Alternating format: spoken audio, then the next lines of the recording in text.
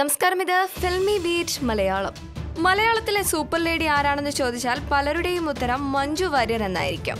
എന്നാൽ മഞ്ജുവിന് ശക്തമായ വെല്ലുവിളി ഉയർത്തുന്ന താരമാണ് പാർവതി. പുറത്തിറങ്ങിയ ചിത്രങ്ങളെല്ലാം സൂപ്പർ ഹിറ്റാക്കി മാറ്റിയ പാർവതി ടേക്ക് ഓഫിന്റെ വിജയത്തോടെ ഇപ്പോൾ പ്രതിഫലം കുത്തനെ ഉയർത്തിയിരിക്കുകയാണ്. 30 ലക്ഷം രൂപ മുതൽ 35 ലക്ഷം വരെയായിരുന്നു ഇതുവരെ പാർവതിയുടെ പ്രതിഫലം. എന്നാൽ തുടർച്ചയായ വിജയങ്ങൾ പാർവതിക്ക് ആത്മവിശ്വാസം നൽകിയിരിക്കുന്നു. ഇപ്പോൾ 1 കോടി രൂപയാണത്രേ പാർവതിയുടെ പ്രതിഫലം.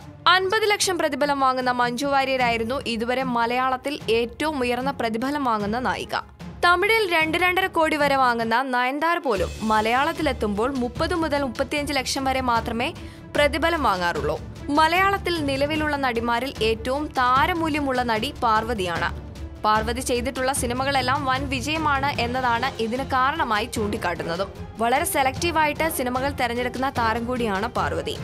ബാംഗ്ലൂർ ഡേയ്സിൽ തുടങ്ങി എന്ന് നിന്റെ മൊയ്തീൻ, ചാർലി എന്നീ ചിത്രങ്ങളെല്ലാം സാമ്പത്തിക വിജയവും പ്രേക്ഷക പ്രീതിയും ഒരേപോലെ നേടിയ ചിത്രങ്ങളാണ്. ഇതിനു പിന്നാലെയായിരുന്നു മഹേഷ് നാരായണൻ സംവിധാനം ചെയ്ത ടേക്ക് ഓഫിന്റെ ഗംഭീര വിജയം. പാർവതിയുടെ മികച്ച അഭിനയം തന്നെയായിരുന്നു സിനിമയുടെ വിജയത്തിന്റെ പ്രധാന കാരണമായി പറയപ്പെടുന്നതും.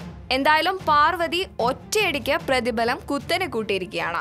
മഞ്ജു വാര്യർക്ക് മേലെയാണോ പാർവതിയുടെ സ്ഥാനം? ഈ റിപ്പോർട്ടിനെ കുറിച്ചുള്ള അഭിപ്രായങ്ങൾ നിങ്ങൾക്കും പങ്കുവയ്ക്കാവുന്നതാണ് കമന്റ് ബോക്സിൽ. ഈ വാർത്ത ഇഷ്ടമായെങ്കിൽ share it, like it and subscribe to Filmibeat Malayalam.